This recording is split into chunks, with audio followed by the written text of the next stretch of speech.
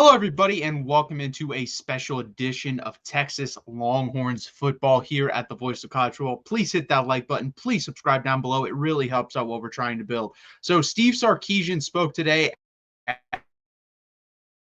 as he normally does every Monday around noon, and address the concerns and problems with this football team. And I just wanted to hit on a couple talking points, and this is going to be a regular segment from here on out.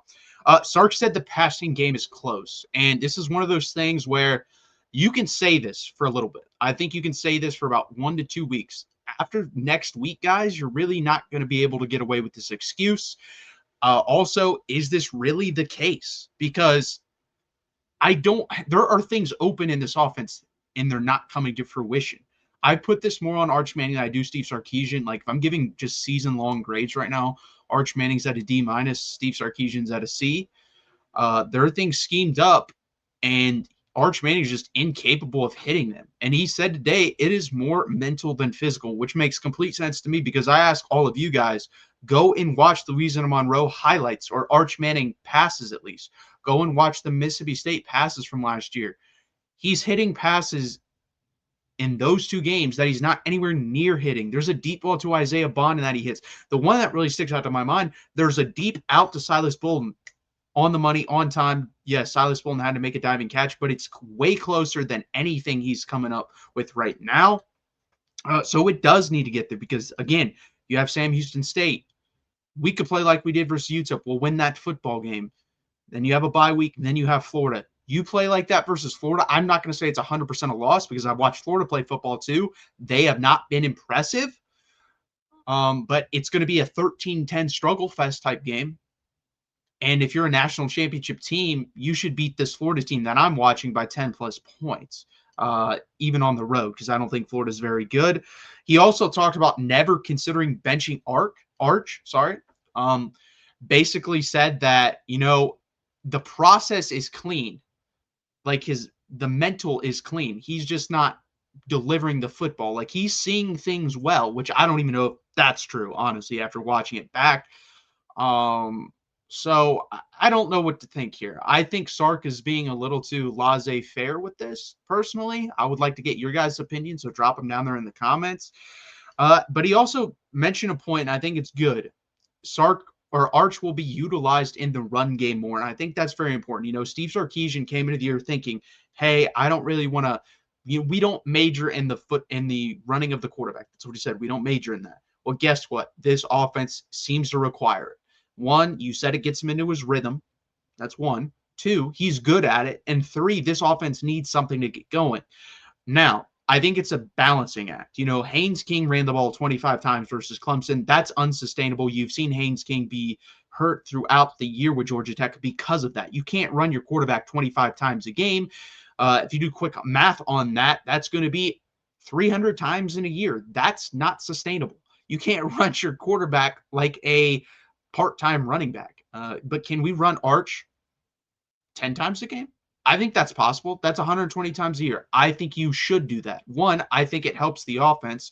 And two, even if he does get it going, it's just another element of this offense that is opened up. So I 100% believe we should be running Arch Manning more, QB power, QB counter, stuff like that. Just really quick, easy runs, reads for him. Also, if you want to throw in, RPOs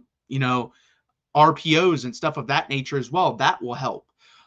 So overall, I agree with Sark on that one.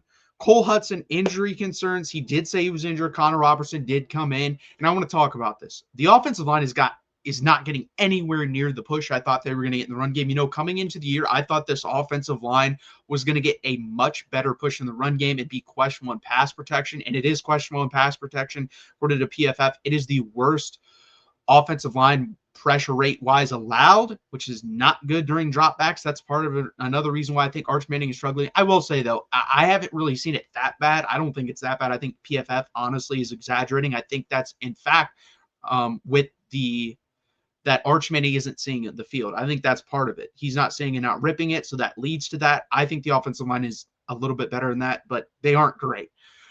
But in the run game, they do not get any push. Guys, we were getting beat in the trenches versus UTEP. Their defensive line was beating the interior of our offensive line. That should never happen here at Texas.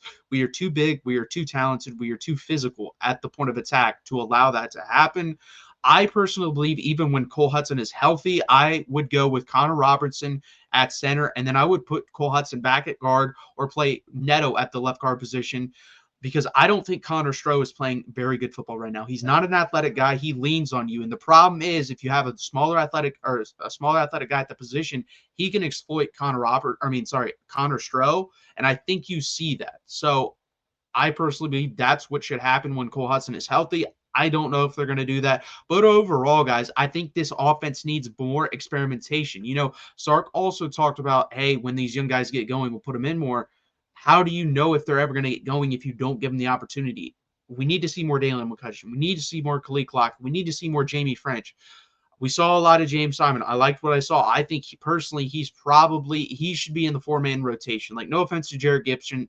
I've seen enough of Jared Gibson. I think the four best running backs on the team are Cedric Baxter, Trey Wisner, Christian Clark, and James Simon. That's my personal opinion. Again, if you disagree, drop it in the comments. But yeah, I just want to see more experimentation on the offense. I want to see them play out of shotgun more, out of pistol. That's another thing I noticed, guys. In the ULM and Mississippi State game, we played out of pistol a little bit. Haven't seen that this year. It's either been under center or shotgun, and Arch Manning is much better out of shotgun than he is under center. We didn't do the under center stuff last year. We're doing it a lot this year, and he is not good at it. So do you want to experiment with it more in the Sam Houston game? Fine. But if I see that in big games, if I see that in Florida, if I see that in OU, if I see that versus Vanderbilt, which is a big game, that's a good football team. If I see that versus Arkansas, if I see that versus A&M, I don't understand it because it does not work. It has not worked. If you want to experiment one more week to see if it does, fine. But he is much better out of shotgun than under center, and I would like to see Pitt still put in the game plan as well. Last thing I'll mention here, fourth down attempts. So I forgot who asked the question, but they basically asked Sark, why don't you kick more? Why are you going for it on fourth down so many times? And guys, we're one of the 10 worst third down teams in the country. We're also a bad fourth down team. So why are we going? Again, the offense is struggling.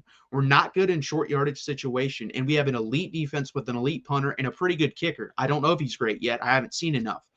I would like to know that before we get into big games. That's another reason I disagree with going for it so many times. Kick the field goals to see what you got on those 40 to 50 yards, the 50-plus yard attempts. I've yet to see him attempt one over 45 yards this year, or even over 40, I think. So that's frustrating to me, but I did like the answer. He said, it hasn't been analytics. I've been going with my gut. I appreciate that. I would way rather have that than you just going with the analytics. I 100% believe in marrying analytics with gut feeling. So I actually like that answer from Steve Sarkisian, but I wish he would just realize, hey, you've really only seen Mason Shipley kick, 2-3 field goals, and they've all been under 40 yards. Guess what? Bert Auburn was good under 40 yards. That wasn't his issue. His issue was 40-plus yards. So why not on a 4th and 2 versus a Sam Houston in a non-pressure situation, throw Mason Shipley out there and let him hit a 45-yarder to get his confidence going up a little bit? I don't understand that personally, but at least he gave a good answer for that, in my opinion. But I do need to see what that looks like going forward. I think Sark needs to reassess, and I think he kind of has with mentioning the run game, but reassess as a team of what you have. Just have an average, try to have a good running average offense with a great defense. That will be good enough to at least get you in the playoffs and then figure it out from there. But the way things are going right now, if he just calls the exact same game plans from here on out on the offense, can you just struggle? This is an 8-4 football team. That's what they are. And people saying, oh, they're worse than that. No, they're not. There's too many easy games on the schedule. They're not losing to Kentucky. They're not going to lose to Sam Houston. Hard for me to believe they lose to Arkansas. I don't think Arkansas is very good, but they could definitely lose to. I think they would probably end up splitting between OU and Florida if they played this way, but you would probably lose to Vandy, A&M, and then splitting OU and Florida. That gives you 3 more losses. That gets you 8-4. But overall, some key points, key takeaways from Steve Sarkisian's press conference that I can run down for you. Again, guys, please hit that like button. Please subscribe down below. We are here every Monday, 8 p.m. Eastern Time live, and every Tuesday, 8 p.m. Eastern Time live. I will also be here every Monday around this time, breaking it down for you with the Steve Sarkisian press conference news. I really appreciate you guys being here, and as always, hook 'em. College football is even more exciting when you've got some action on the line, and the games are even better when you're cashing in. And the Voice of College Football is the place to be to get the greatest value. Start with my picks. 75% against the money line, 58% against the spread, and I've got a 40-plus year track record. 11-0 in the college football playoff for me last year against the money line, 8-3 against the spread. And I'm just the warm-up act. Steve Merrill of Wager Talk is our ace in the hole, show stopper. 7 years with the voice of college football, over 30 years in the industry. Steve gives us analysis on all the big games, but you can't miss Steve's weekly under-the-radar pick.